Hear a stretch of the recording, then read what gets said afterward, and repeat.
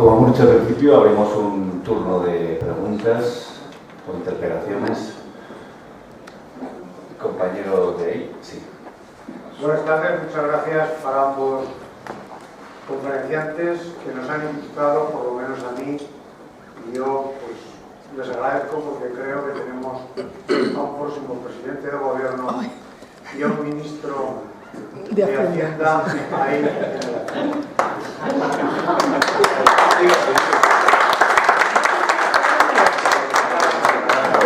Tenemos el presupuesto por vosotros, muy bien por cierto.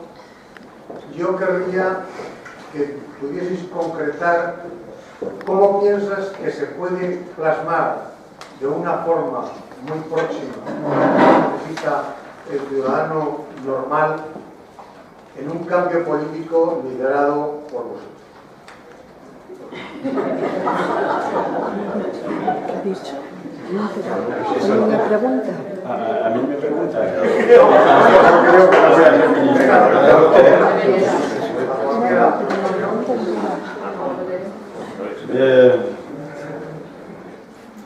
Cuando tienes... No lo estoy diciendo en broma, Miedo me da pensar que pueda ser verdad. No, pero desde mi punto de vista, y aunque los presidentes del gobierno están a mi derecha, que estén a mi izquierda ideológicamente o que esté yo con ellos, es un tema, es más, efectivamente, cuando tú empiezas a reflexionar sobre los problemas, es más fácil llegar a ellos que a las soluciones. Pero no porque mentalmente no se pueda llegar, porque yo tengo aquí una serie de escritos y de notas sobre la solución de cuáles son los problemas o cuál sería el planteamiento. Pero el problema es cómo rompes con la situación creada de protección del status quo actual, ¿no? Cuando vemos, y antes os decía, que la Comisión Europea está al frente del señor que protege los intereses de las grandes entidades financieras, te puedes imaginar que la batalla no va a ser fácil. Hablaba Antonio del tema espectacularmente importante, más incluso que el tema tributario, de la creación del dinero deuda frente al dinero soberano, ¿no? Se lo puedes plantear en China, cómo crean dinero en China, es decir, cuál es el modelo, por qué China ha evolucionado como ha evolucionado en estos años y si ellos tienen un modelo de dinero deuda o de dinero soberano, ¿no? Pero es que resulta que el modelo de dinero deuda que tenemos, lo que nos ha explicado brillantemente Antonio, de que resulta que tú vas a un banco y estás creando dinero y que cuando un país necesita dinero va al banco para que lo cree, le cobre el 5% cuando él en todo caso está pagando, es decir, esto que todos sabemos y que es verdad, resulta que está en el artículo 123 del Tratado de la Unión Europea, forma parte de la Constitución Europea, es decir, no estamos hablando de un modelo que diga, ¿y por qué no pensamos algo más diferente? No, es por qué no nos tenemos que poner todos los países de acuerdo para modificar el Tratado de la Unión Europea. Con lo cual os podéis imaginar de qué batalla estamos hablando. Quiero decir, esto no es fácil. En el ámbito de la Unión Europea, las batallas se están librando constantemente en el tema tributario. Os he puesto los ejemplos del secreto bancario y os he puesto también, os podría poner, me gustaría antes de marcharme leer un texto que pone los pelos de punta y ya tendré ocasión de hacerlo, ¿no? Pero no en esta respuesta. Pero es que es muy difícil, verdaderamente es muy difícil, porque necesitamos la voluntad política de todos los países. Y hay países que están creados para poner ese inconveniente. Yo te diría cosas como, yo expulsaría a Luxemburgo de la Unión Europea. Es decir, que Luxemburgo está precisamente para favorecer esto y que con su presencia este status quo de situación sea posible. Es decir, se va a expulsar a Luxemburgo, país fundador de este acuerdo entre el carbón y del acero, se va a expulsar a Luxemburgo, pero es que Luxemburgo no pinta nada en la Unión Europea, hacernos la puñeta a todos los demás. Es decir, que con planteamientos como este te puedes imaginar. Ahora, si me preguntaras cuáles son mis medidas, te diría estándar de presión fiscal, estándar de esfuerzo fiscal, marco de sistema tributario justo para todos los países, índice de fraude fiscal homogéneo, una administración tributaria homogénea. Es decir, todos los sistemas que consisten en deslocalizar las empresas de un país a otro triunfan porque no hay una administración tributaria europea. ¿A que a ustedes les suena la Interpol? Oh, la Interpol, que viene la Interpol, la información de la Interpol. ¿Y dónde está la interagencia tributaria? No existe. Ahora mismo es imposible luchar contra el fraude fiscal organizado por las multinacionales o la ilusión fiscal si cada administración tributaria hace la guerra por su cuenta. O sea, tú te estás enfrentando con unas multinacionales que no ven un país, sino que ven 20, con una administración tributaria que solo ve un país. O sea, lo primero que haría, si fuera ayudante del ministro, que sería un gran honor para mí, es decir, sería decirle, oiga, ¿y por qué no pensamos en crear una administración tributaria con toda la información compartida, de tal manera que cuando citas a una empresa a inspección, le estás citando en la cabecera y puedes ver toda la información de todos los países, y no solamente le obligas a declarar y decir qué tributos se está declarando en cada país, sino a cuál le corresponde verdaderamente a cada país, y no me los lleves todos a Luxemburgo o a Irlanda, sino le llevas a España lo que le corresponde, porque en España están tributando 3.527 euros. Es decir, cuando podemos pensar armonización fiscal de la imposición directa, el impuesto de sociedades, las bases imponibles tienen que ser igual. Quiero decir que cuando nos ponemos a pensar, los que criticamos, hemos pensado primero en los problemas para a partir de ellos tener solución. Ahora bien, ¿qué necesitamos? Enfrentarnos a una batalla. Y para esa batalla, ¿qué necesitan? Ciudadanos organizados, ciudadanos mentalizados, ciudadanos que conocen los problemas, ciudadanos que no ven el sálvame de luz todos los días, sino ciudadanos que están viendo cuáles son los problemas que tienen en su país.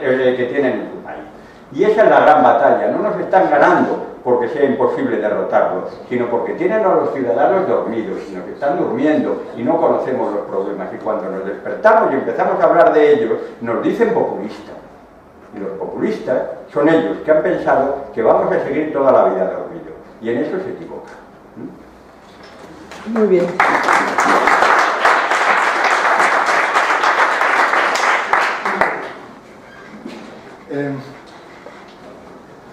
Vamos a volver un poquito a esto para unas ideas completas, pero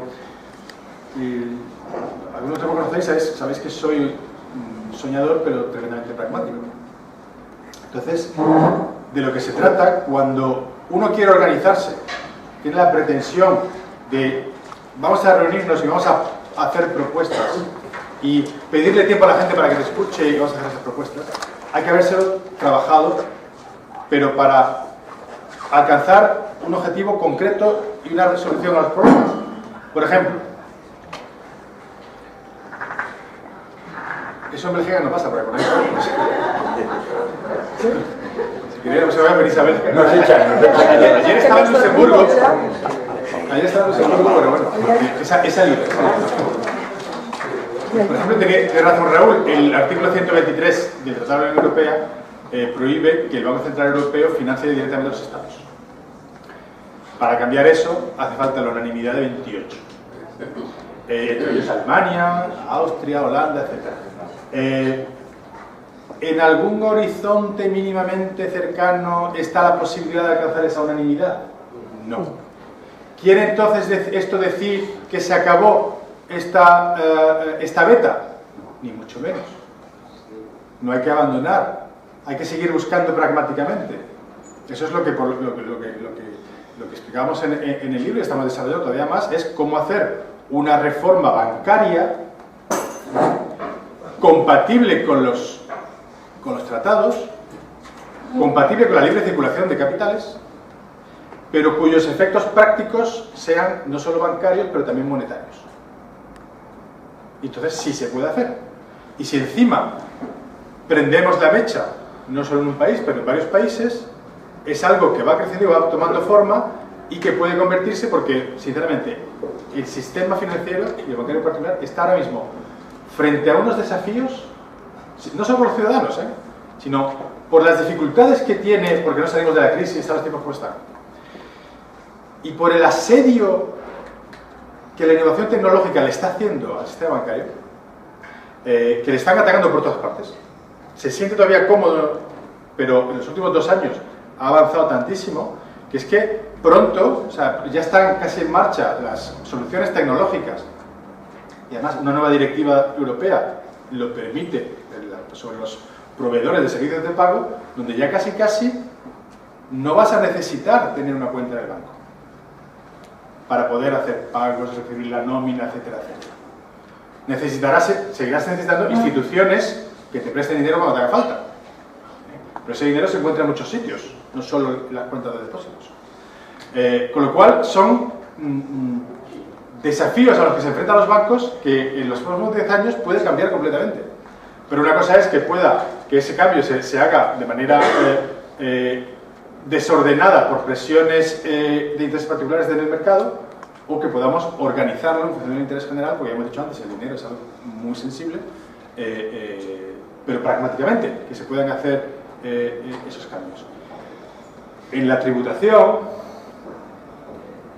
el impuesto que más quebradero de cabeza nos crea, que es el impuesto de sociedades, que no está armonizado, etcétera, etcétera, claro, también hay una regla que está en el tratado, que es la unanimidad en la fiscalidad. Y unanimidad es igual a bloqueo total. Que quiera bloquearlo, uno basta para bloquearlo todo, ¿no? Por muy pequeño Luxemburgo que seas, o Irlanda, lo puedes bloquear todo. Y fijaros, si algunos tienen el ADN o tienen tan intrínsecamente metido el tener una fiscalidad competitiva, que cuando Irlanda pidió dinero a Europa y que los teníamos arrodillados mendigando dinero y le pedimos un montón de rescate, un montón de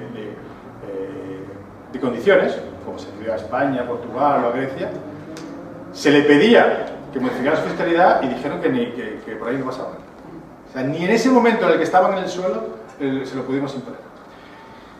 Vamos a ser pragmáticos. Si yo hoy no voy a conseguir esa fiscalidad, esa unanimidad para cambiar la fiscalidad, habrá un poquito a lo mejor también que repensar cómo organizamos la tributación del sector, de las empresas, y aprovechando también un poco la tecnología que nos ayuda mucho en esto. Y además, mientras más tengamos este tipo de sistemas en el que está todo más con huella electrónica, más fácil es encontrarlo. Pero el impuesto de sociedades, tal y como lo conocemos, de una economía del siglo XX, también puede evolucionar. No voy a entrar aquí para no entrar demasiado en detalles, y además habría que abrir un detalle con el experto que es Raúl, pero es que el impuesto de sociedades es lo que pagan las empresas de lo que al final de toda la serie de cómputos del beneficio que han ganado. De ahí que cualquier empresa que no tenga beneficio no paga impuestos de sociedades. Sin embargo, esa empresa está consumiendo recursos de la sociedad que han costado un dinero, ya sean infraestructuras, ya sean una seguridad jurídica, un registro mercantil, un tribunal de comercio que pueda hacer que te paguen la deuda, etcétera, etcétera. Puede contratar a personal formado. Hay toda una serie el Estado le ofrece toda una serie de facilidades que sin ellas no hubiera tenido esa facilidad, pero al no tener beneficios no está pagando por eso. Entonces se pueden buscar las maneras de cómo en una actividad, sin que sea contraproducente, poder pagar por ese uso que hace de ciertas cosas. Y luego, en estos montajes, y ya poco a poco estamos un poco abriendo la beta, en estos montajes, claro, si tú pagas solo sobre el beneficio, estas multinacionales se organizan para que ese beneficio, allí donde tienes que distribuir, sea lo mínimo posible. Y lo mínimo posible de una manera muy simplística, a veces muy sofisticada, pero por simplificar es, vale, yo me voy a Luxemburgo, a Irlanda, yo soy la multinacional y tengo una filial en España. Y le pido, y a la filial le hago pagar una tasa por utilizar mi nombre o por los servicios que yo le doy. Entonces, ella tiene que pagar una factura, un coste a la casa en Irlanda, y ese coste le reduce los beneficios. y está todo medido perfectamente para que al final paguen 3.600 euros de beneficio, lo que dice. Pero ya también está, ese tipo de transferencias también se pueden acotar, y toda una serie de... toda esta ingeniería se puede combatir con más ingeniería. En ese tema, enlazando y hago perdonando, sobre ese tema que plantea Antonio, hay algo tan interesante como que la OCDE se ha reunido. Esto es como nos reunimos todos en una mesa y decimos, vamos a ver, países, todos los que estamos aquí estamos haciendo trampas, nos las estamos haciendo unos a otros, porque todos estamos cooperando en intentar sacar el dinero que tiene esta empresa en tu país y llevarlo al mío. De tal manera que todos reconocemos que lo estamos haciendo, todos los países de la OCDE. Y han llegado a un acuerdo que se llama, con un acrónimo en inglés, BEPS, que es algo muy interesante, que quiere decir, de alguna manera, traslado y evasión de bases imponibles. Ingeniería financiera, eso que conocemos como ingeniería fiscal. Pero la ingeniería fiscal es posible porque los mismos países que están sentados en esa mesa le están haciendo ingeniería fiscal al que está al otro lado de la mesa, ¿no? Y entonces vamos a ponernos de acuerdo en evitar la ingeniería fiscal. O sea, todos los tramposos nos reunimos para decir cuáles son las trampas que nos hacemos e intentar evitarlas. Vale. Se han puesto de acuerdo en empezar a pensar cuáles son las trampas que nos hacemos y han llegado a la conclusión que hay unas 14 o 15 trampas. Aquí están todas, las trampas que nos han puesto. Y dicen, vamos a ponernos un calendario para pensar en cada una de esas trampas de forma específica. Y se han puesto un calendario. 2018, 2019... Y cuando ya sepamos cómo se evitan cada una de estas trampas, haremos una resolución, que será voluntaria para aplicar en cada uno de estos países. Es decir, los tramposos nos reunimos, decimos cuáles son nuestras trampas, cuánto dinero estamos perdiendo de ellas y después ya veremos cuál de los tramposos es el que se atreve a aplicarla. Porque claro, el que no la aplique, los demás tramposos se han desarmado y el que no la aplique gana, porque él sigue aplicándola, ¿no? Es decir, ese es el problema que nos encontramos. La OCDE es consciente, y me gustaría, no me gustaría, no lo voy a leer porque es un poco largo y esto, pero la OCDE es plenamente consciente de que está machacando a los ciudadanos personas físicas. Hay un texto que lo dice, somos conscientes de que lo que estamos haciendo está elevando los impuestos a las clases medias. Pagan más porque las grandes empresas pagan menos, porque estamos haciendo erosión fiscal. Pero además somos conscientes de que la pequeña y la mediana empresa que solamente actúa en un país está pagando más impuestos, porque las multinacionales no pagan impuestos. Somos conscientes los países de que estamos perdiendo cada vez más dinero. Y como somos conscientes nos reunimos y nos sentamos en la mesa para intentar evitarlo. Pero no lo vamos a evitar posiblemente hasta el año 2020 y pensaremos a ver y veremos a ver qué país es el que se atreve. Ustedes imagínense que las multinacionales se reúnen en una mesa y son conscientes de que están perdiendo grandes cantidades de dinero, que todas están perdiendo grandes cantidades de dinero. Y se pusieran de acuerdo a llegar a una solución y la solución no la fijaran hasta el 2020 o al 2021. Eso sería imposible, porque una multinacional no puede permitirse el lujo de perder tanto dinero y no poner remedio al día siguiente. Los estados somos imposible el reconocer que están perdiendo dinero por las trampas que ellos mismos están haciendo y pensar que las soluciones, un país puede estar esperando hasta el 2020, hasta el 2025, que con un poco de suerte, y ahí tenemos a todas las administraciones tributarias reuniéndose cada 15 y cada 20 días, especializados en cada una de las 14 o 15 trampas, para ver si en el 2020 llegan a una solución de cómo hacerlo. Y si yo les contara qué tipo de trampas son y la dificultad técnica que tiene resolverlas por la dificultad técnica de los convenios de doble imposición firmados y de las leyes del impuesto de sociedades, yo les diría que dudo que en el 2020 lleguen a una solución. Pero aunque lleguen, veremos quién las aplica. Por lo tanto, efectivamente, tenemos que extremar nuestro ingenio, nuestra agudeza, nuestra perseverancia.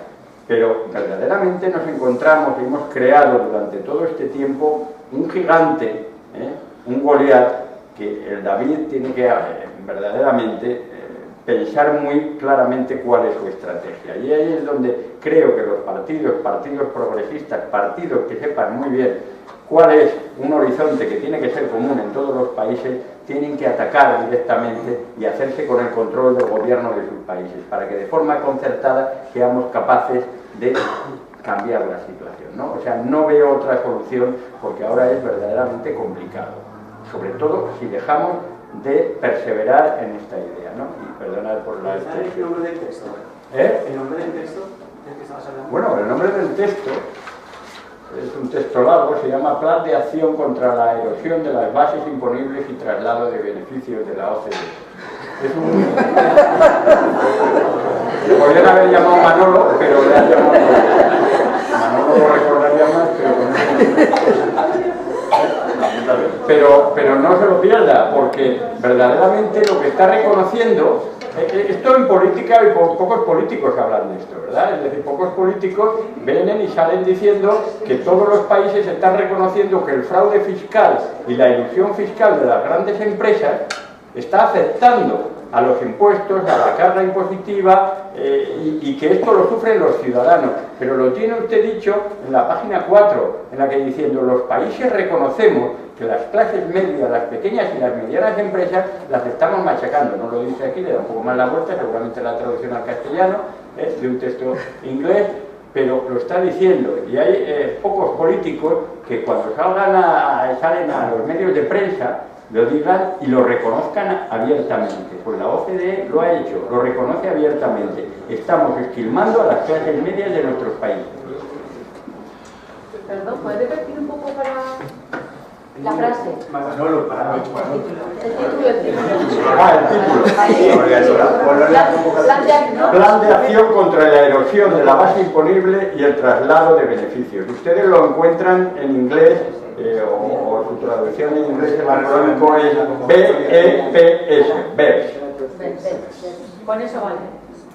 Si hay suerte y Google nos acompaña. Rubén. Hola, buenas tardes. Me gustaría preguntar a Antonio Oquero, para el caso español, ¿qué aspectos concretos de la regulación del sistema bancario se les podría de alguna manera responsabilizar de la crisis? ¿O fueron factores importantes en la crisis financiera, en el caso específico de España?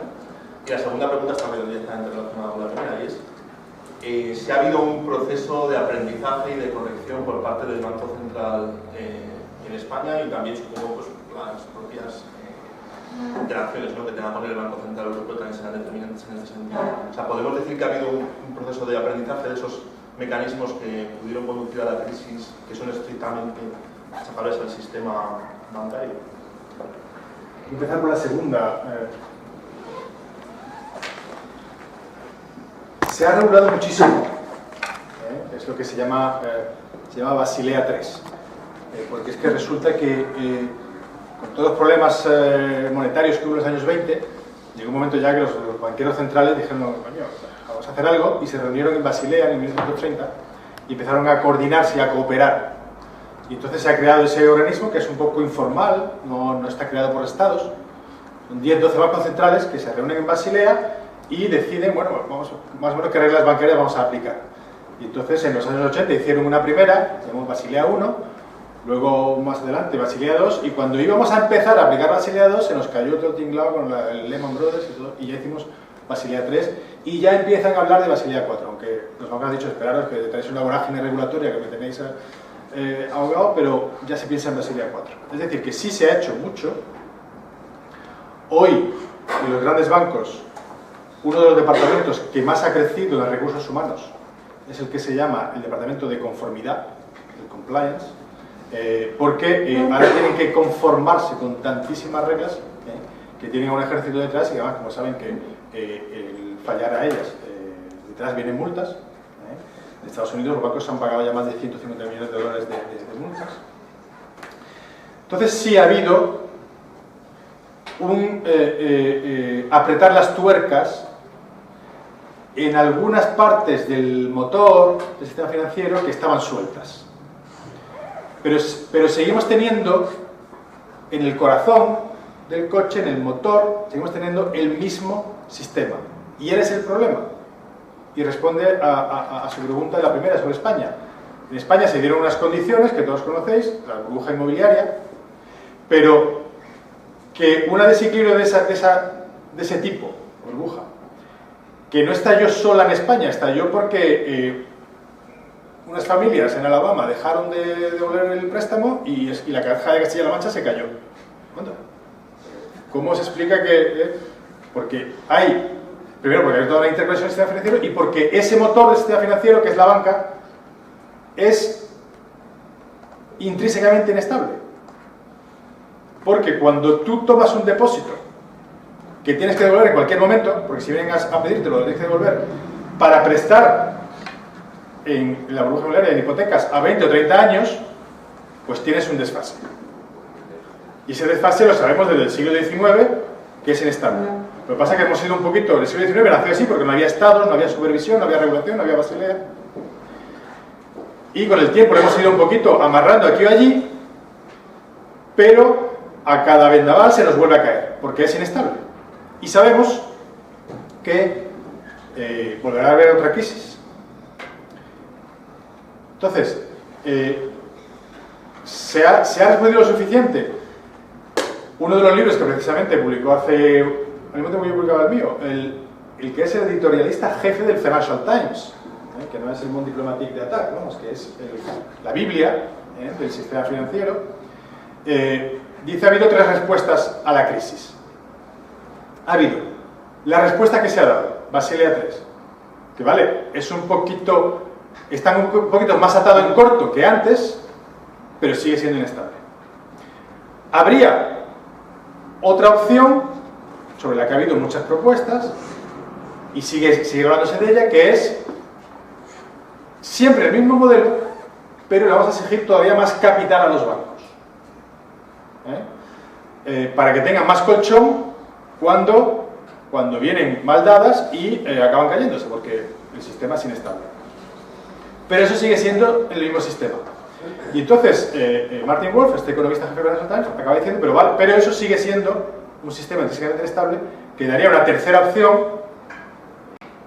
que es la opción, él decía en el año 2014, más radical, que es la de cambiar totalmente de modelo. Y recordaba para ello, yo también lo cito en el libro, otro modelo se le propuso, por ejemplo, a Roosevelt en el año 33, cuando la gran crisis, pero no ganó la batalla política, ese modelo, y el FMI en el año 2012 lo resucitó. Es decir, que ese otro modelo tiene bases académicas perfectamente sólidas y establecidas. Y Martin Wolf decía, pero claro, necesita más audacia política y haría falta a lo mejor otra crisis como esta para que al final demos ese paso hacia ese otro modelo. El hecho es que desde 2014 hasta hoy cada vez se habla más de ese otro modelo. Y cada vez estamos acercándonos más a cómo ponerlo en práctica, cómo ponerlo en marcha. En noviembre de 2014 el Parlamento británico tuvo, y está en internet, bueno, en inglés, claro, la transcripción de ese debate, un debate sobre la creación de dinero. La mayoría de los parlamentarios que participaron dijeron, bueno, es que desde que hicimos nuestro acto bancario en 1844 este Parlamento no ha debatido de la creación del dinero. Y hoy descubrimos unas cosas que, claro, cuando uno descubre hoy cómo funciona el sistema financiero, cuando lo destripa, es para salir corriendo. Pero claro, como no hemos acostumbrado a él, parece que es solo el único que existe. Y el caso es que gracias, entre comillas, gracias a la crisis, ya empieza a haber sobre la mesa muchas propuestas con las que trabajar para poder dar un paso hacia un sistema mucho más estable, mucho más al servicio del interés general. No desaparecerán las crisis, no desaparecerán los banqueros que te dirán no cuando pidas un préstamo, porque siempre pasará, porque no le puedes decir sí a todos los préstamos, pero sí que el sistema será mucho más estable y mucho más gestionable, entre comillas, como decía, para el servicio del interés general. Quería hacer un comentario. A raíz del sistema financiero, de las pérdidas, de los bancos y tal, pero un ejercicio que vamos a compartir, que lo vamos a pensar. Es decir, ustedes imagínense, no se lo imaginan, es decir, la realidad, su casa, su piso, donde ustedes viven. Imaginen además, o imaginen si lo tienen, no lo imaginen, piensen en ello, su apartamento que puedan tener en la playa, en la montaña y tal.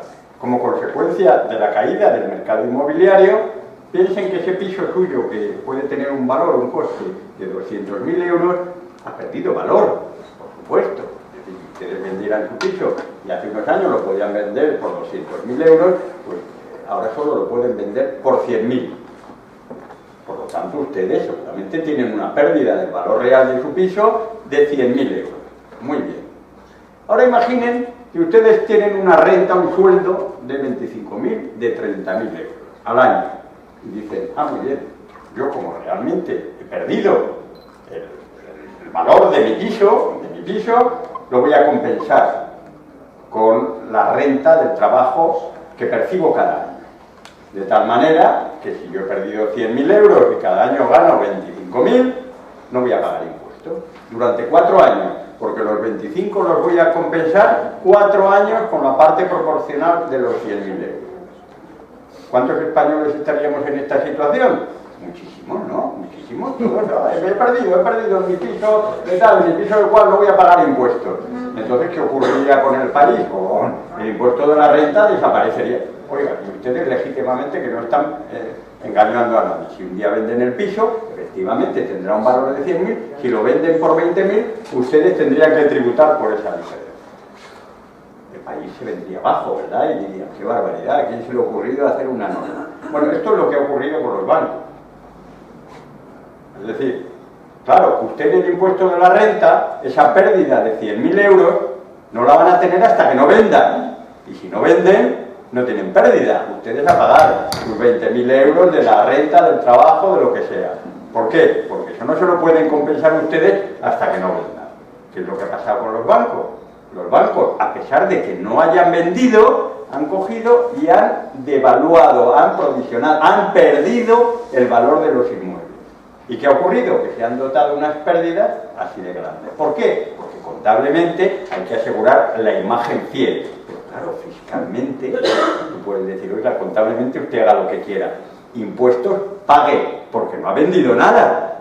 Claro, además, ¿qué criterios tienen para dotar las pérdidas? Va un tasador, dice, esto ha perdido usted 5 millones por esto. 5 millones de pérdidas. Muy bien. Esto es muy curioso, porque los bancos, como muchas otras entidades, no van a pagar impuestos hasta no se sabe bien qué año. Pero incluso los bancos que tenían entidades financieras, entidades participadas con bienes inmuebles, la que tiene los bienes inmuebles ha perdido y la que tiene las participaciones también, doble pérdida del sistema. Doble pérdida, la que tiene los bienes y yo que tengo las acciones. También deterioro el valor de las acciones.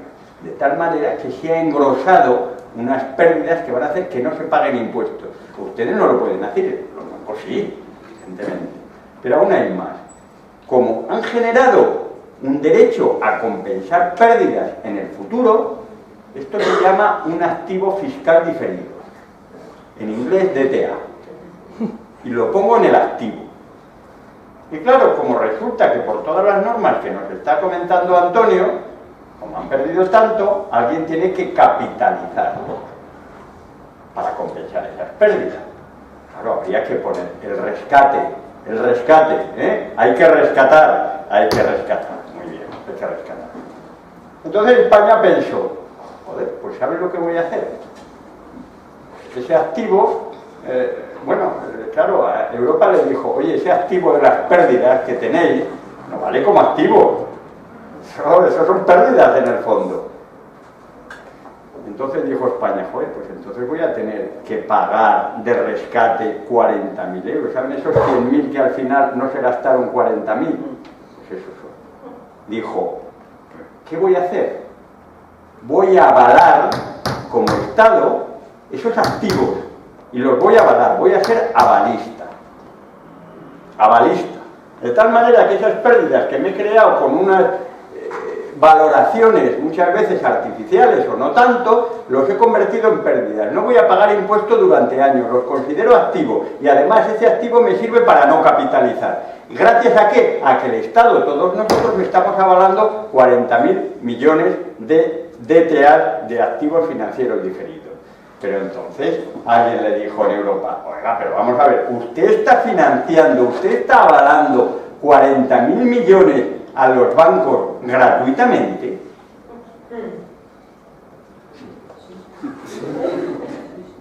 Esto es trampa, esto es una subvención de Estado a los bancos. Esto es absolutamente contrario a los tratados de la Unión Europea, porque esto es una subvención de Estado a sus bancos. Después de años, se le ha ocurrido a alguien que la manera de compensarlo es ponerle un pequeñito impuesto, que es un chollo. Es decir, estos que no van a pagar nada del impuesto de sociedades, lo único que van a pagar es algo parecido a un pequeño impuesto para compensar que todos nosotros estamos avalando unas pérdidas que tienen el origen que tienen. O sea, fíjense las posibilidades que tenemos de aumentar una tributación mucho más justa, en que el impuesto de la renta, lo que pagan las clases medias, se vea favorecido como consecuencia de entrada de dinero por otros casos. Tú le pones un 10%, le pones un 5%, pues entrará una cantidad muy importante de dinero. Pero así funciona, es decir, así funciona cuando decimos, ¿qué podemos hacer? Pues todo esto podemos hacer. Podemos hacer muchas cosas, pensar y comprender cuál es el sistema financiero, pensar de dónde vienen las pérdidas, pensar de dónde viene la crisis y pensar cómo podemos luchar contra ella, ¿no? Y entonces un debate verdaderamente apasionante, sobre todo cuando se empieza a conocer, ¿no? No está coreografiado, pero de verdad me reenvías la pelota perfectamente. Porque es que el presidente, antes hablaba de BNP Paribas, el presidente de BNP Paribas en el 2009-2010 dijo que ya está bien con la norma esta contable de tener que contabilizar un activo a su valor de mercado del día, que eso nos está hundiendo y nos está matando. Y efectivamente, a Lehman y compañía eso es lo que les hundió. ¿Por qué eso? Por el sistema que tenemos. ¿Por qué? Si yo soy un banco y tengo una obligación del Estado español de 100.000 euros, o sea, se vende de 100.000 en 100.000, hasta una obligación que va hasta 2020. Yo puedo tener mis cuentas y digo, mire, yo es que si yo pudiera decir, yo me la voy a quedar hasta 2020. Yo estoy seguro que en el año 2020 el Estado español me la va a devolver, con lo cual esos 100.000 euros, yo contabilizo 100.000 euros. Pero como soy un banco y estoy organizado con el sistema actual que tenemos de depósitos y crédito juntos, mis clientes en cualquier momento pueden venir a pedirme el dinero y necesito liquidez para poder devolvérselo. ¿Y esa liquidez cómo la obtengo? Vendiendo ese bono del Estado español. Entonces, claro, yo puedo estar en un momento dado forzado a vender ese bono para poder responder a mi cliente que me pide el depósito. Entonces, como estoy forzado a venderlo, la contabilidad me obliga a contabilizarlo según el precio de mercado de ese día. Y claro, en un momento dado de crisis, pues el bono español a lo mejor yo habías comprado 100 y estaba a 60. Tienes una pérdida de 40 y eso a muchos bancos es lo que lo ha hundido. De ahí que, de nuevo, los bancos por el sistema que tenemos están constantemente corriendo detrás de la liquidez. Pero si los partes, ya tienes, por un lado, los bancos para que repartan créditos según cuál es la función social de un banco, es analizar riesgos. El que me pide, la familia que me pide una hipoteca, o el autónomo que me pide un préstamo, o el empresario para comprar maquinaria, analizar ese riesgo y ponerle un precio. Y en función de eso dar un crédito a ese precio. Es una función social para la economía positiva que hacen los bancos. Pero la otra, que es la de custodiar nuestros depósitos y tener sistema de pagos, eso es un servicio de interés general y está mejor servido aparte y con otro gobierno, de otra gestión, que hoy junto con los bancos.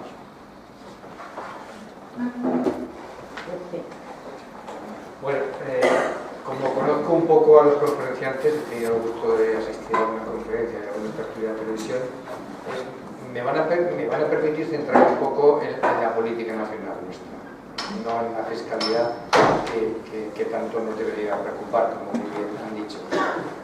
Estamos asistiendo a un cúmulo de conferencias, de prensa, reuniones, en fin, de los 4 actores políticos que tenemos en este momento, después de casi 4 meses de las elecciones, pero parece ser que no hay acuerdo, parece ser que todo apunta a que haya nuevas elecciones.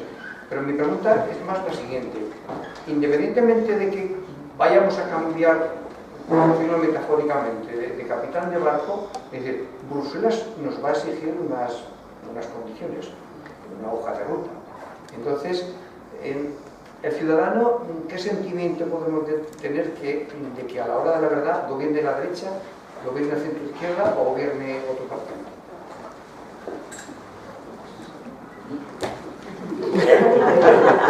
El presidente del gobierno que hable primero. Cuando decía antes que yo no tendría la vergüenza de presentarme ante ciudadanos y pedirle un voto, para decir, mándame a la Moncloa, y cuando llegue a la Moncloa voy a intentar hacer esto. Pero si no me dejan, pues no sé lo que haré. Entonces, tú no puedes pretender ser capitán del barco y no tener tu título de patrón de yate. Claro, en política no hay examen, y está bien que sea así. Lula no tenía estudios universitarios, y hizo muchas cosas buenas para Brasil. Otras cosas parece que menos buenas, pero bueno. O sea, que no estamos pidiendo, no hay que tener un... Pero sí que los temas hay que estudiarlos y preparárselos. Y un tema fundamental hoy en día es la economía pública, es Hacienda, y cómo eso se gestiona con respecto a Bruselas, etc. Bruselas lleva pidiéndonos que cumplamos el déficit y llevamos incumpliéndolo 7 años. ¿Ha pasado algo? Claro, esta no es una manera de hacer Europa. Si decimos, vamos a hacer unas reglas, pero luego cada uno va a su manera, no vamos a ningún lado. Tal y como está construida ahora mismo el gobierno económico presupuestario de Europa, sabemos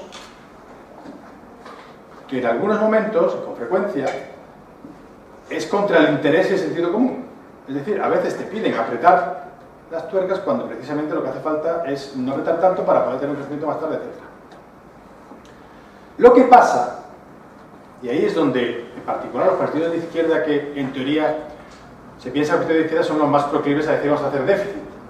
Pero bueno, eso es relativo, porque ya hemos visto Rajoy ha hecho tanto déficit que no ha cumplido nada de lo que decía en cuanto a déficit. Y Francia, que está en déficit del año 74, de derecha o izquierda, siempre han incumplido ampliamente en déficit. Pero claro, la izquierda no puede estar en ese simplismo de ya está, voy a hacer más déficit y eso va a crear empleo. No, sobre todo, ¿por qué? Porque el déficit y la deuda no cuenta tanto si estás a más menos 3% o a más menos 60%. Lo que cuenta es la composición que hay detrás. No es lo mismo tener déficit porque estás mal organizado y a final de mes no tienes para pagar la nómina de los funcionarios, y entonces vas al mercado a pedir deuda y estás endeudando a futuras generaciones para pagar un sueldo de este mes, que tener todos tus pagos de tu funcionamiento general al día, pero si necesitas construir una infraestructura social, física, de transporte, medioambiental o lo que sea, que nos vaya a crear más riqueza en el futuro, que a lo mejor la financias con deuda, porque esa deuda la van a estar pagando durante varios años y los beneficiarios en el futuro de esa infraestructura. Y va a generar un crecimiento para el país, con lo cual hay que ir a lo más fino. El problema, estaba en Maastricht y con todos los cambios que se han hecho, el problema es que los tratados europeos para esto no tienen nada de fino. Hemos hecho unas reglas muy burdas, los alemanes se atienen a la regla, y si la regla va contra el sentido común, se equivoca la realidad. La regla siempre tiene razón. Claro, al final no cumplimos las reglas y hacemos todo un malabarismo dialéctico y para hacer como que al final, bueno, parece que estamos cumpliendo porque te damos más tiempo, etcétera, etcétera. O sea que, dos cosas. Uno, hay que ir con un programa de cambiar esas reglas absurdas. Y esto tiene mucho debate porque llega un momento en el que te preguntas, bueno, ¿por qué tiene que ser Bruselas quien, cuando digo Bruselas, no es la Comisión, son los ministros de Finanzas del Consejo, son los ministros, los gobiernos, los que al final deciden. ¿Por qué tiene que ser Bruselas quien decida la política económica que tienes que hacer? Esto viene porque cuando hicimos la moneda, cuando hicimos la unión aduanera, las aduanas, el Tratado de Roma, y un mercado común, dijimos, bueno, como vamos a tener un espacio económico común, hay un poquito que converger y tener todos más o menos un ciclo, estar en el mismo ciclo, etcétera, y coordinar esas políticas. Entonces, ya el Tratado de Roma hablaba de coordinación de políticas económicas. La Comisión hacía unos informes, etcétera, pero nadie se lo leía. Cuando decidimos hacer una moneda única, entonces ya sí viene la teoría de decir, no, mira, es que ya está usted en una misma zona monetaria única, necesitan todos converger, es el óptimo monetario, etcétera, y estar todos sincronizar su ciclo económico, con lo cual tiene sentido el... ¿Por qué? Porque como tenemos esa moneda única, si alguien no colabora, no coopera, puede hacer que tengamos más inflación, y por tener más inflación vamos a pagar más tipos de interés sobre esa deuda entre todos. Entonces un país no cumple y otros que han cumplido van a tener que pagar más tipos de interés por culpa de ese país. La moneda se puede evaluar o devaluar con respecto al dólar, etcétera, con lo cual hay que coordinarse. Eso era muy académico, pero bueno, podía tener su lógica en el año 92. En el año ya 2016, sobre todo 2008-2010, tenemos ya 10, 12, 15 años de experiencia del euro, y lo que demuestra de todo esto es que las políticas económicas tienen, de los países, salvo del euro, tienen muy poca influencia sobre el euro. El euro, su fortaleza frente al dólar y los tipos de interés que pagamos, todo depende de cómo está Alemania. El euro empezó en el año 99 electrónicamente y en billetes en el año 2002, empezó a 1,18 el dólar y con los tipos al 3-4%. Cuando el año 2001-2002 bajó a 0,89 por debajo de $1. ¿Por qué? Porque Alemania renqueaba. De hecho, Alemania incumplió el déficit en 2002, le quisimos sacar tarjeta amarilla y dijo, no hay partido. Empezaron las reglas, porque pensaba que las reglas se iban a aplicar, claro, a los PICs, a los italianos, españoles, pero coño, hay que aplicar las reglas nosotros, ¿desde cuándo? Luego viene toda la crisis del euro, griega, etcétera, que hubieras dicho, coño, el euro se hubiera partido. Lo más bajo que estuvo el euro en toda la crisis de deuda fue 1,18. Es decir, porque Alemania estaba bien, por más que estuviera Grecia y Italia tambaleándose, el euro no se enteraba. Y los tipos bajando. Y ahora está en 1,12, ya está en 1,05 porque el Banco Central ha bajado tanto los tipos cuando los Estados Unidos están pegando los euros. Con lo cual, en realidad estamos en una situación que, en un dilema del prisionero, es la teoría de juegos y de la decisión, en el que, bueno, al final lo que hay que hacer es, a quien hay que fiscalizar y ponerle la policía detrás es Alemania, porque nos va a todos en ello.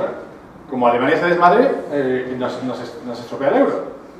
De hecho, la burbuja nuestra, 2003-2007, sucede cuando Alemania está renqueante, con lo cual el Banco Central bajaba los tipos o los mantenía no muy altos para que Alemania pudiera, porque claro, dice, yo tengo que hacer un tipo de interés para toda la zona, pero ¿quién es el que pesa más en la zona? Alemania. Entonces hago el tipo de interés aplicado a ellos. Pero esos tipos que pagábamos en 2003-2007, para España, que se salía, era más aceite al fuego. España necesitaba tipos más altos para frenar un poquito la fiesta, la burbuja, ¿no? Pero por tenerlo así, con lo cual, al final quieres decir, no, pero ¿qué hay que poner a España? Lo que hay que hacer es... pero claro, tampoco vas a conseguir eso, con lo cual, en realidad, no sirve para nada, lo de Bruselas. No, claro. No sirve para nada. Y además tiene un efecto perverso, que es que Bruselas nos sirve de chivo expiatorio. Porque yo ahora le preguntaría al próximo que vaya a Moncloa, o al Elíseo en Francia, Si Bruselas no dijera nada, ¿usted qué política económica haría? ¿Usted se tiraría a hacer déficit al año 2030 y la deuda del 140% y cree que se la van a seguir financiando? Llegará un momento en el que tengamos un poquito que... Porque sabemos que envejecemos, que habrá que pagar pensiones, que el estado de bienestar hay que pagarlo, etcétera. La lucha de las pensiones ya es donde está.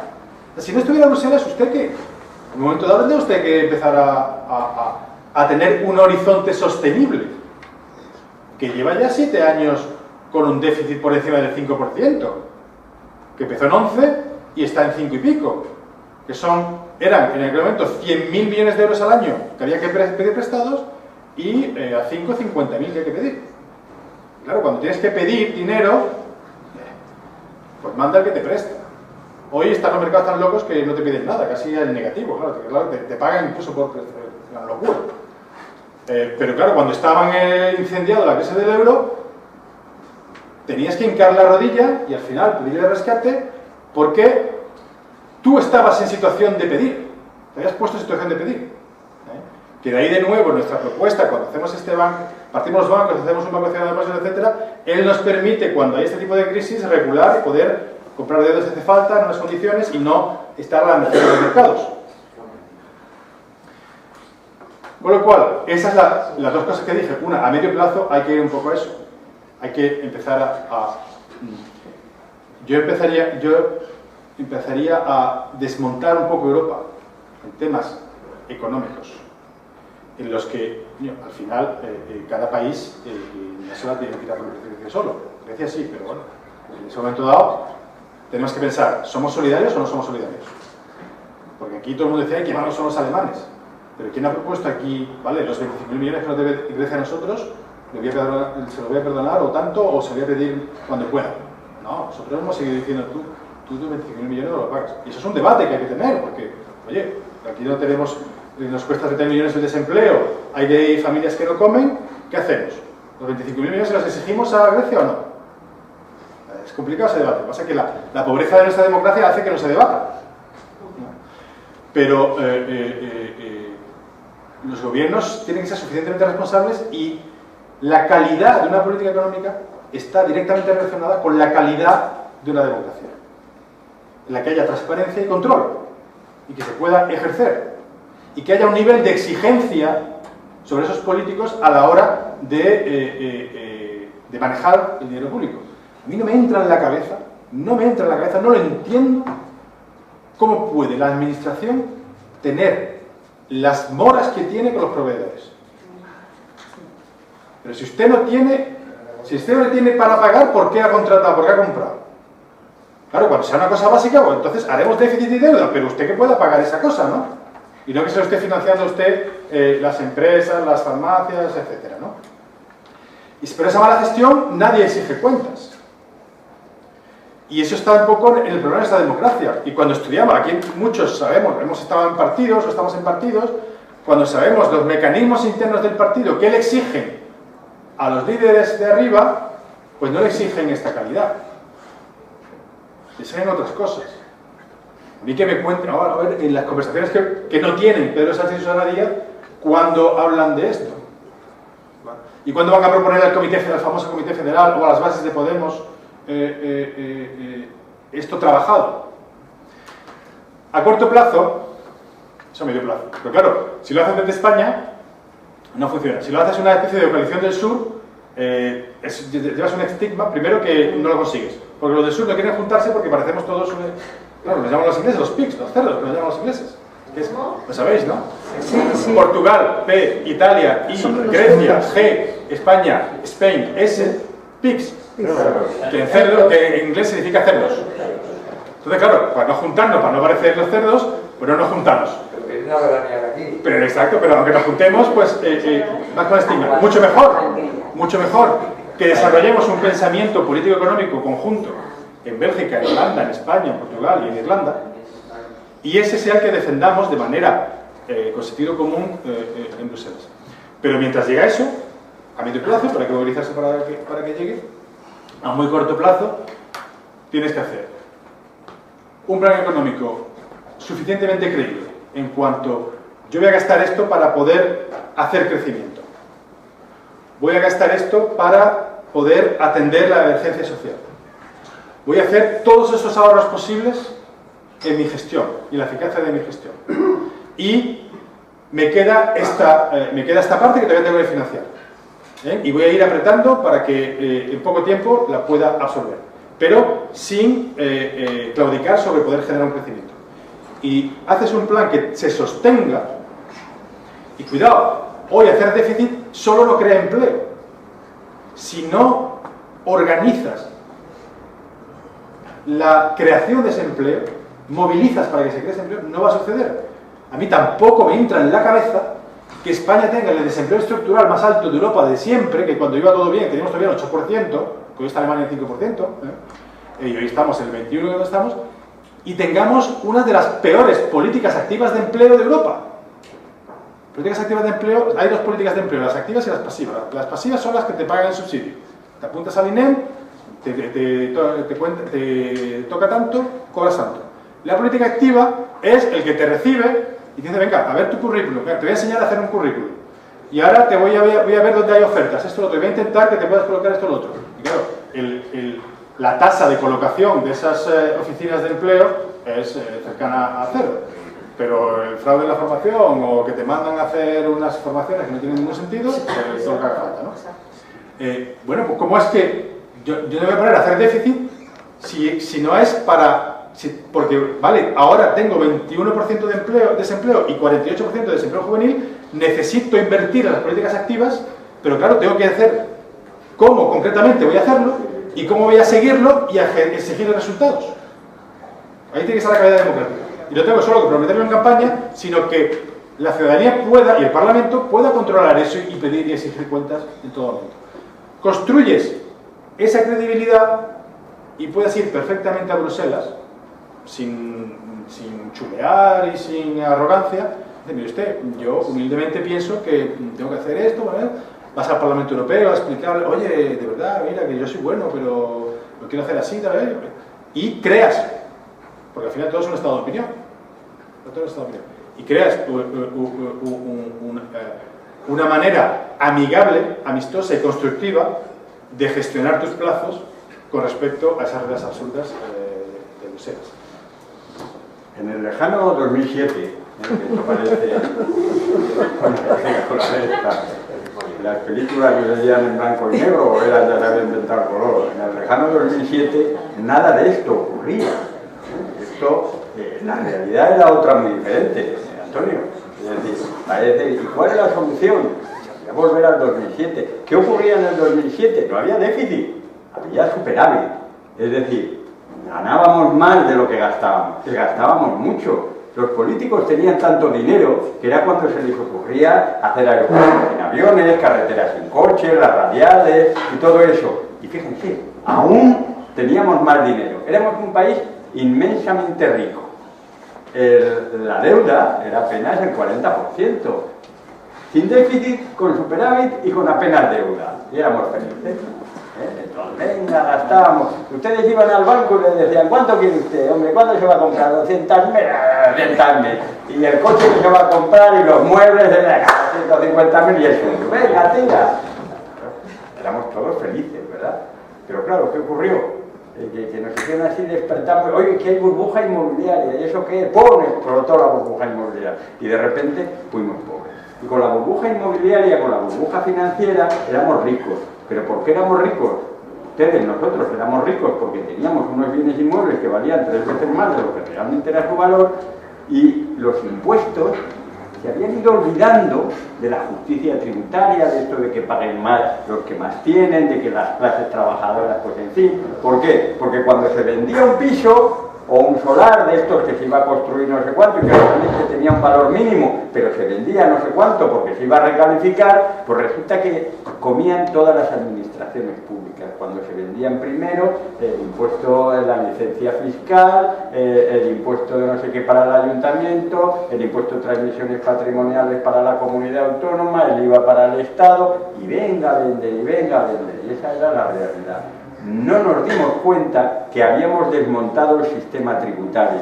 El rey estaba desnudo, no teníamos nada detrás, pero vivíamos de burbujas. Cuando estalló la burbuja, cayeron los ingresos financieros. Y en el año 2008, aparte de lo que les he contado con el impuesto de sociedades, que cayó como en ningún otro país el 60%, que pasamos de 40 y tantos mil millones de ingresos a apenas 16.000, ningún país había ocurrido eso. Los ingresos suponían hasta ese momento cerca del 39% del PIB y pasamos al 30%. ¿Dónde están nuestros ingresos? ¿Qué ha pasado? Ah, que no tenemos sistema tributario, que el modelo lo hemos descompuesto. Que es que en este país, al final, los únicos que pagan son las clases trabajadoras. Esto es demagogia, no, porque las multinacionales ya no tributan aquí, ha desaparecido la inversión financiera, ha desaparecido la inversión mobiliaria. ¿Y entonces qué pasó? Que empezamos a... ¿Qué teníamos que haber hecho? Subir los impuestos de entrada. Desde luego, ahorrar en gastos, se acabó todo el dispendio, se acabó 19 administraciones públicas para hacer lo mismo, los aeropuertos, en fin, todas estas cosas. Pero claro, eso no da para tanto, había que aumentar los impuestos. Ahora, ¿qué político gana las elecciones subiendo los impuestos cuando los impuestos los pagamos ustedes y nosotros? Porque no había plan B de impuestos.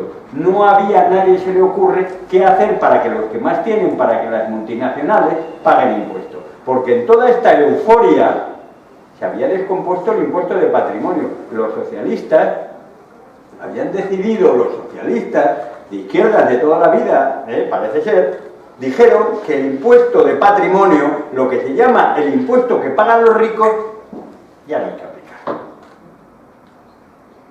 Con la idea de que lo pagan las clases medias, tururú. El impuesto de patrimonio solo lo pagaban en este país verdaderamente los ricos, los muy ricos. El impuesto de sucesiones se desmontó en las comunidades autónomas. Es decir, a pesar de que recortamos determinados impuestos, se iban recortando. Y claro, ¿quién paga impuestos al final? Pues es que el 95% del IRPF son rentas del trabajo. O sea, nosotros, claro, ¿quién dice que hay que subir los impuestos? Nadie. ¿Y qué hacemos? Si no podemos desmontar todo el sistema de gasto, deuda. ¿Y deuda? Y pasamos del 40% al 50, al 60, al 70, al 90, al 100 del PIB. Porque era muy difícil desmontar todo el sistema de estructura de gastos. Ya no solamente porque hay el bienestar, el estado del bienestar, que lo han recortado, como toda la historia que habían montado de triplicar, cuatriplicar administraciones públicas, entre otras cosas, para colocar a mucha gente afín, ¿no? Eso no hay que perderlo de vista. Pero claro, nadie gana unas elecciones subiendo los impuestos cuando los impuestos siempre los pagan los mismos. Pero fíjense lo que ha pasado. Este año ha subido el déficit mucho más de lo que estaba previsto. Mucho más. El informe que acaba de publicar la agencia tributaria dice que lo que se ha perdido de ingresos tributarios es justamente la cantidad, la cantidad del déficit es el importe que supone la pérdida de impuestos, de la bajada de impuestos del Partido Popular para ganar las elecciones.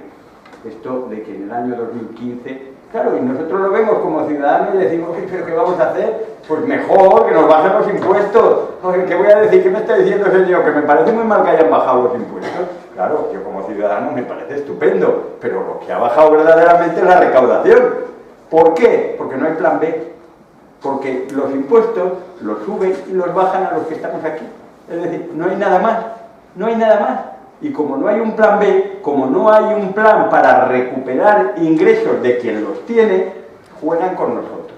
Entonces, nosotros nos alegramos mucho cuando nos dicen que nos bajan los impuestos, solo faltaría, pero ¿qué va a ocurrir? Que como nos hemos desviado justamente en ese importe el déficit, ¿qué nos va a ocurrir mañana? Porque curiosamente, de lo que no nos cuentan los políticos, es que va a pasar al día siguiente que haya gobierno con Bruselas. Bruselas se lo está esperando. Esos cabrones al 5% se han ido y espérate que venga.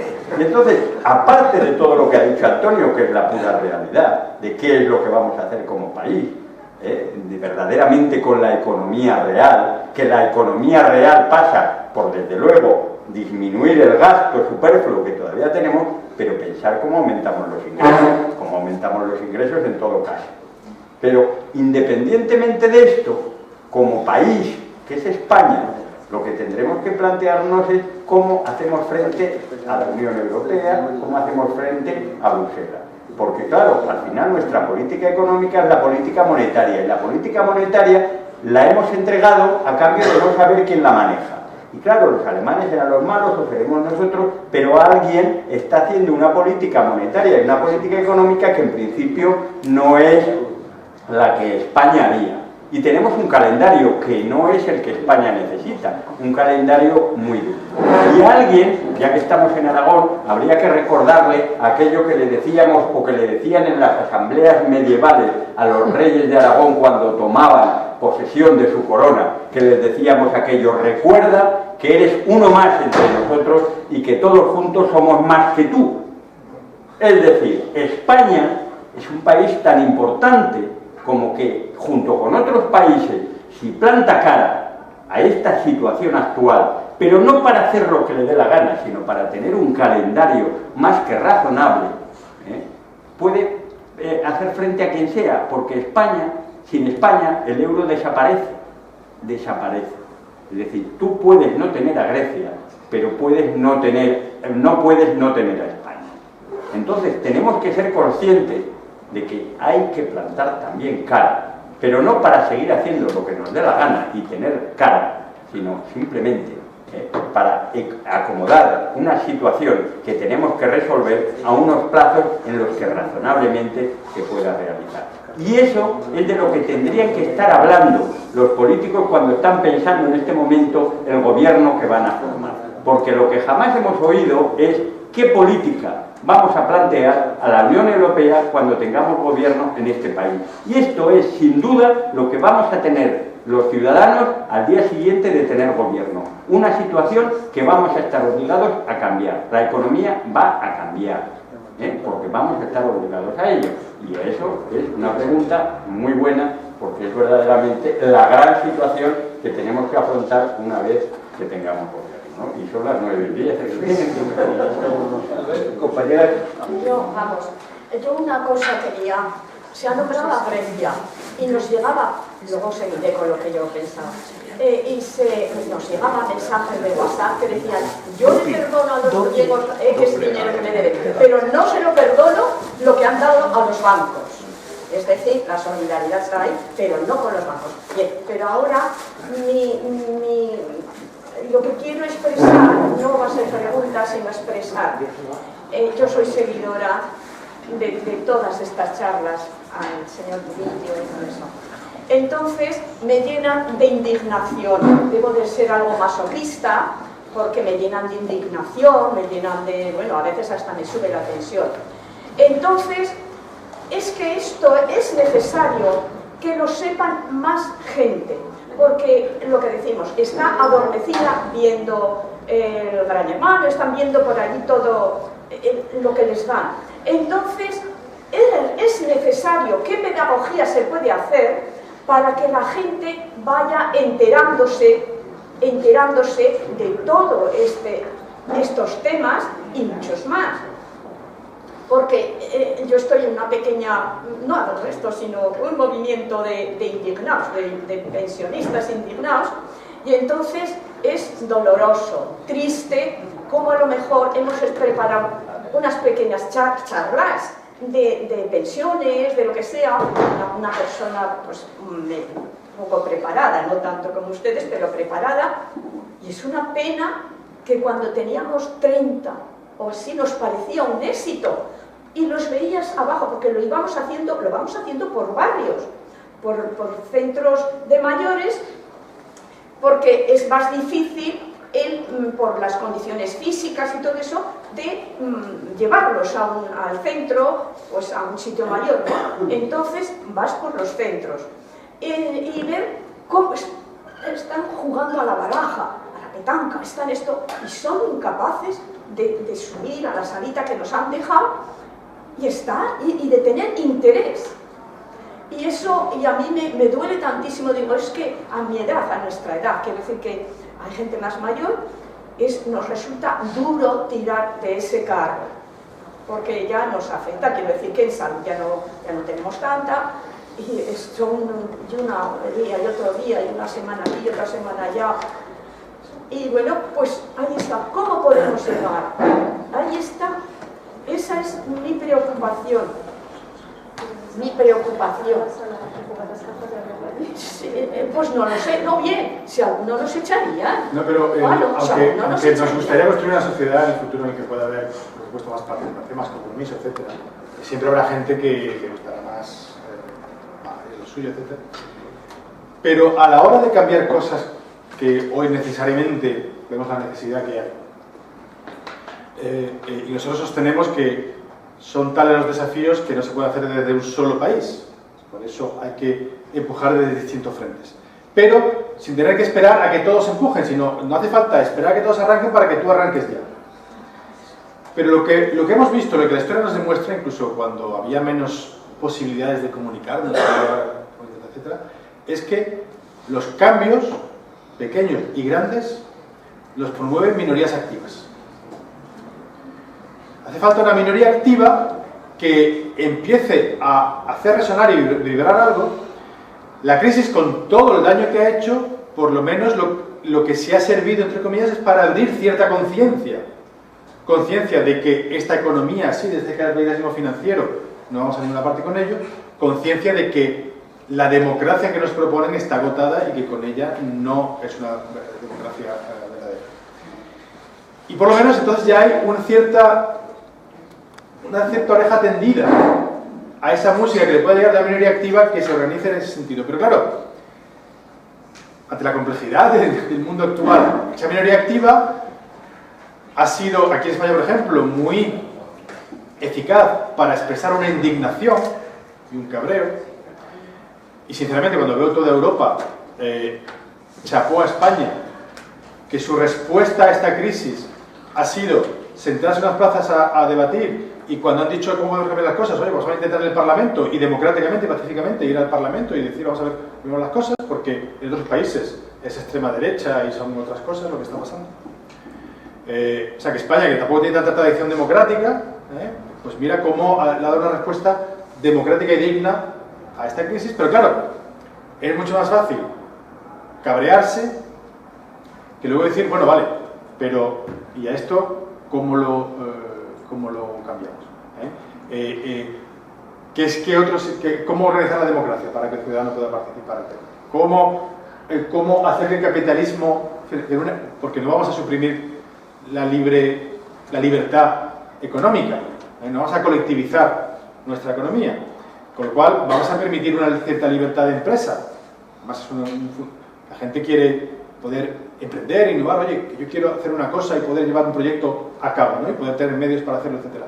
Pero, ¿cómo no caer en una vorágine impuesta por unos intereses financieros, a veces locales, pero otras veces venidos de fuera, ¿no?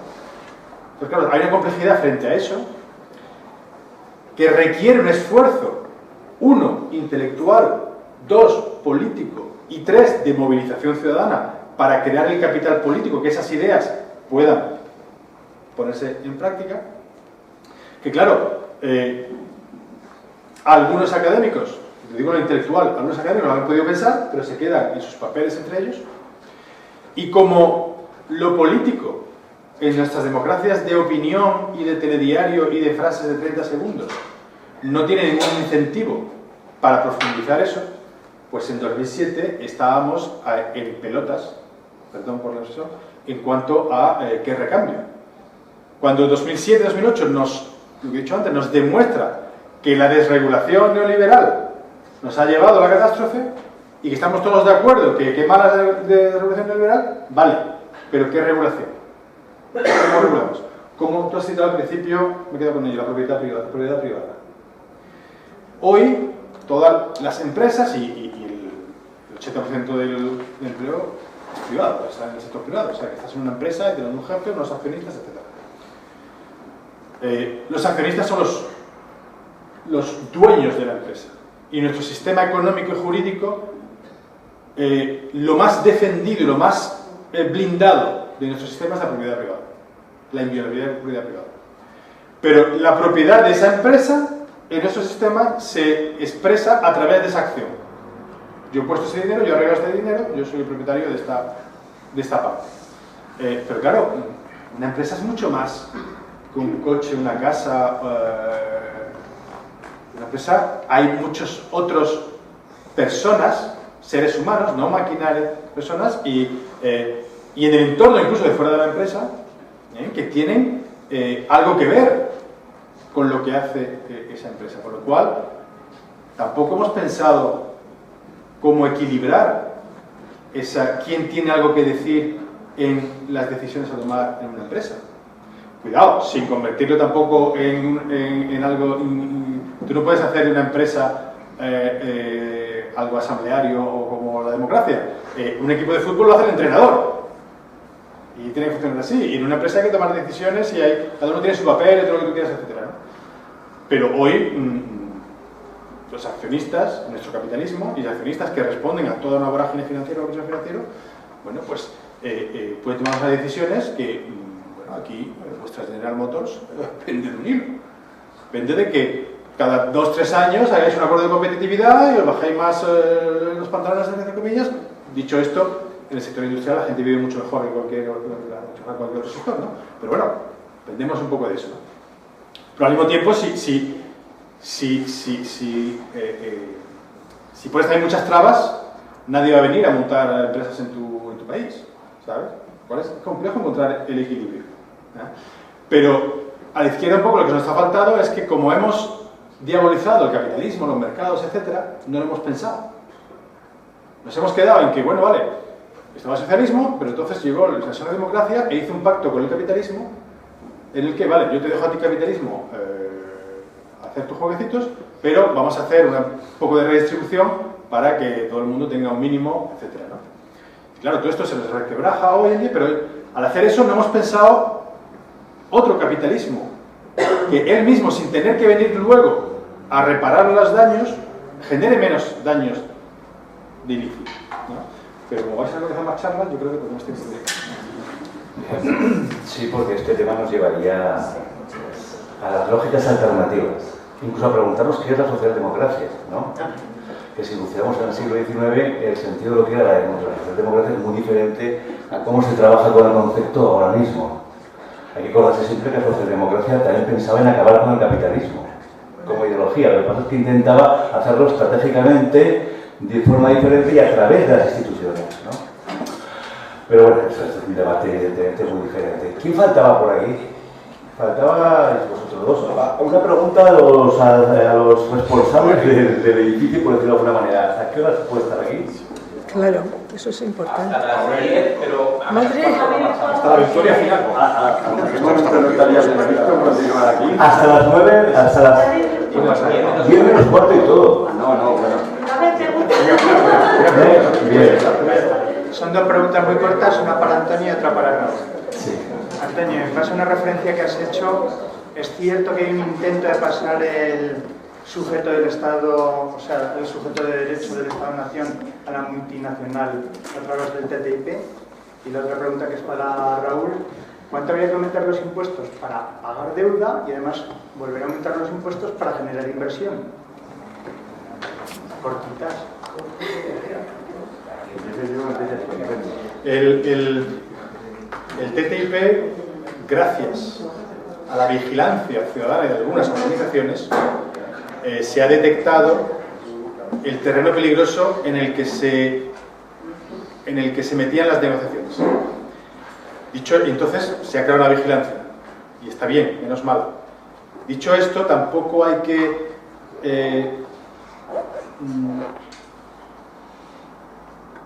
agrandar el temor más allá, porque las partes que más nos han indignado de las propuestas que se negociaron en el TTIP, sobre todo con respecto a los tribunales, cómo arbitrar entre conflictos entre multinacionales y estados, toca a fibras tan sensibles y profundas en el contrato social europeo que no veo a Merkel, a Hollande, al Parlamento Europeo, que todos tienen que ratificar ese TTIP, aceptar eso.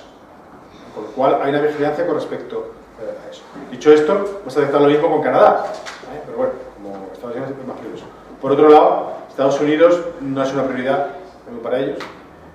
Se duda mucho de que esta administración, Obama, llegue a hacerlo.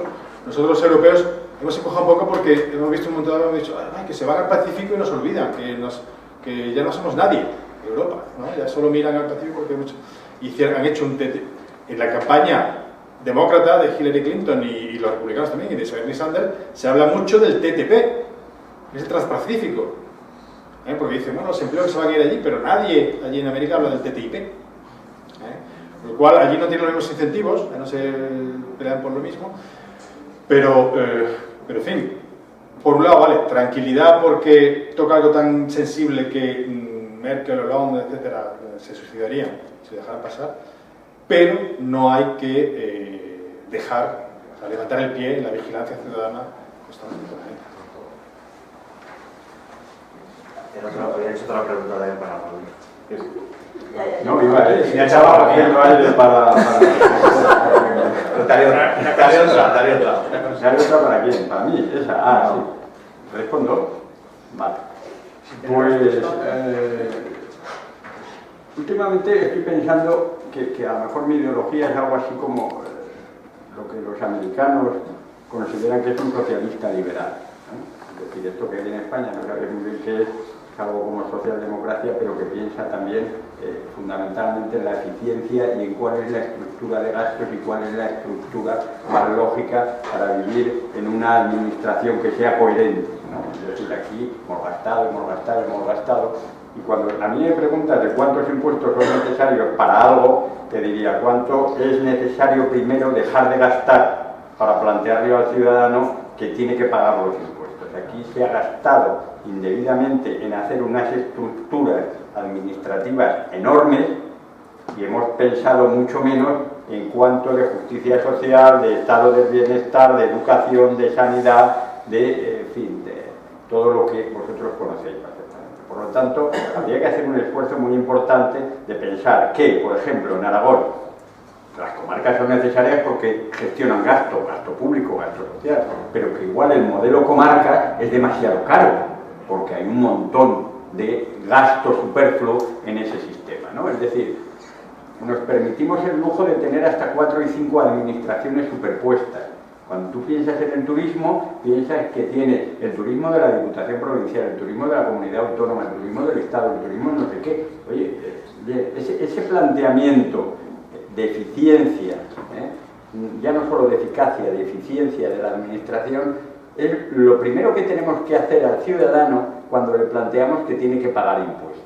Porque lo suyo, si además le metes la corrupción, es decir, que piensa que está pagando impuestos porque alguien se los lleva indebidamente, y la corrupción no es lo que se lleva el político, sino lo que se ha gastado de más innecesariamente para que el corruptor gane dinero. Es decir, el corruptor son las grandes constructoras que han hecho el aeropuerto sin aviones, el otro es el comisionista.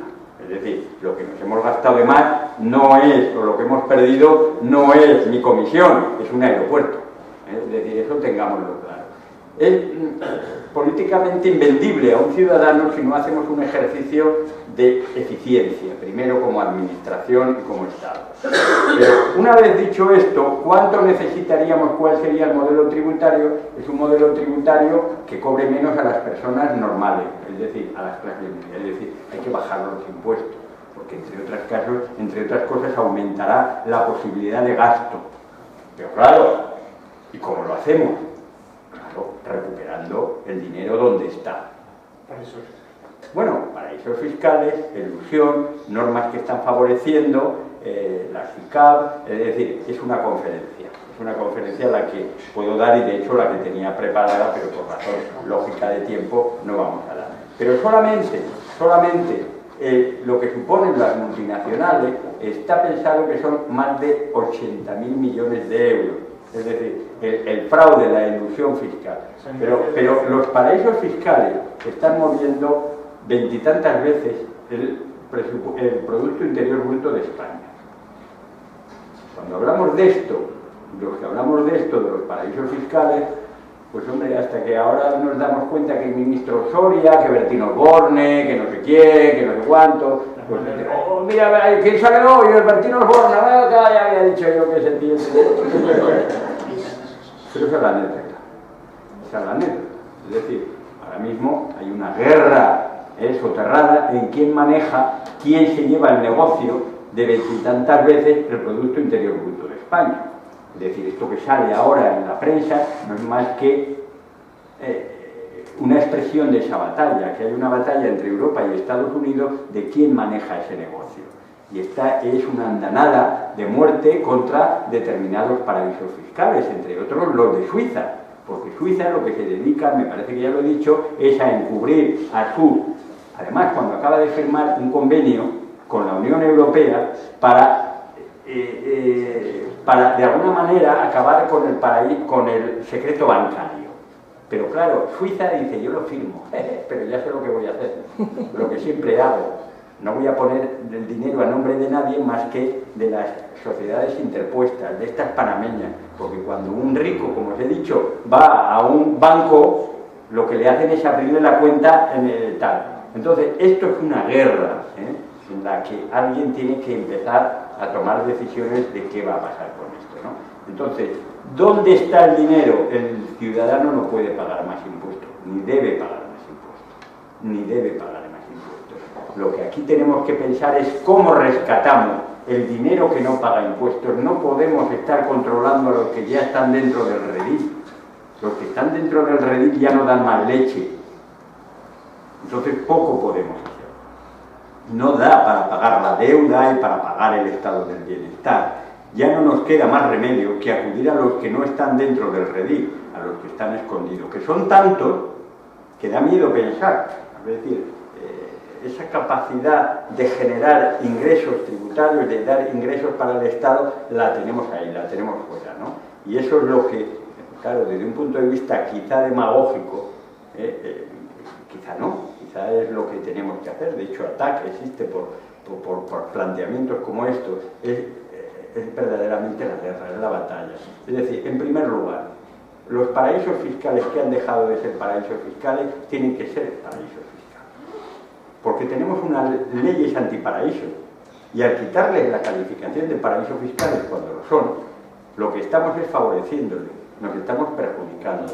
Es decir, hay un montón de decisiones que si las tomáramos, si pusiéramos un impuesto a quien invierte, claro, ¿cuál es el interés? Hay unos países que están luchando por controlar los paraísos fiscales. ¿Por qué? Porque es el negocio. Pero hay otros países que han estado luchando por recibir las inversiones de los paraísos fiscales. Por recibirlas. Y España, claro, durante años, ¿quién compraba los grandes inversiones en la costa? Los rusos. ¿Y cómo lo hacían? Pues con paraísos fiscales. Entonces España no miraba que venga el dinero de donde venga. ¿Quién te crees que está invirtiendo en las eólicas, en todo esto? Andorra. Uy, andorranos que están... ¿Cómo que andorranos? Si no hay. Es decir, es que ahí está parte del negocio. Es decir, en recibir el dinero. Entonces, a ver, ¿cómo lo hace? ¿Usted qué es? ¿Andorrano que viene? Y ahora no lo hacemos porque no se vaya a ir a invertir a otro sitio. Entonces, aquí está esta demagogia, estas guerras, estas historias, y al final, cuando pase todo esto de los paraísos fiscales, ¿qué recordaremos? Que Bertino Osborne y no sé qué actor tenían sociedades en los paraísos fiscales. Pero lo importante no será eso nunca. Ni el ministro Soria, que pasará, lo cambiarán y vendrá otro igual. ¿Qué más nos da que sea Soria, que sea Huelva? Lo importante es que los paraísos fiscales existen y nos están haciendo daño. Es decir, porque lo estamos pagando nosotros. Lo que ellos no pagan, y eso es lo importante. Dicho esto...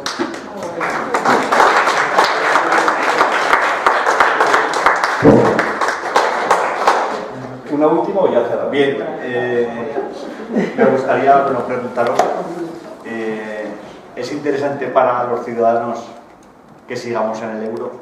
¿Que España siga a los mandos de Merkel? Tener la moneda euro es interesante. Seguir haciendo las políticas económicas que nos autoimponemos en la zona euro no lleva a ningún lado. Hay que desconectar lo que es la moneda euro tener la moneda euro, y lo que es cómo gestionamos la casa zona euro. Y esto hay pocos políticos que lo digan con la claridad que lo dice Antonio. Eso es importante decirlo.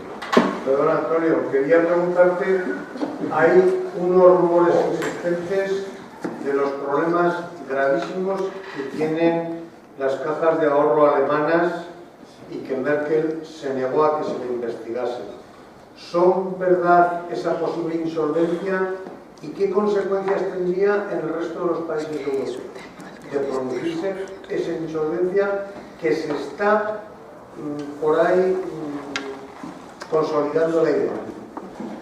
Muy breve. Sí tienen problemas. No es una montaña que se vaya a llevar por delante Alemania. Es una de las razones, entre otras, por las que Alemania ha dicho, vale, ahora hacemos la unión bancaria y el Banco Central y los aledaños va a supervisar a todos los bancos, menos a mis bancos regionales. Pero si, y entonces ahora tenemos un mecanismo de resolución para, en teoría, evitar rescates, que funciona cuando hay alguna cosita. Ahora se ha caído un banco austriaco, que dependía de una región austriaca, que ha tenido que declarar impago, pero el contribuyente no ha tenido que pagar. Pero eso es cuando sucede con uno. Si vuelve a haber otra crisis en la que llevas por delante los grandes, el contribuyente volverá a pagar. Pero entonces, si a esos bancos le pasa algo, pagará Alemania, pagarán los alemanes. ¿Los alemanes? Sí, los alemanes, pero no será una cantidad que tampoco ponga de rodillas alemanes. Bien, sí, con esto ya terminamos. Con las gracias a Pedro Pinatelli, a los que han asistido y, por supuesto, a los compañeros ponentes.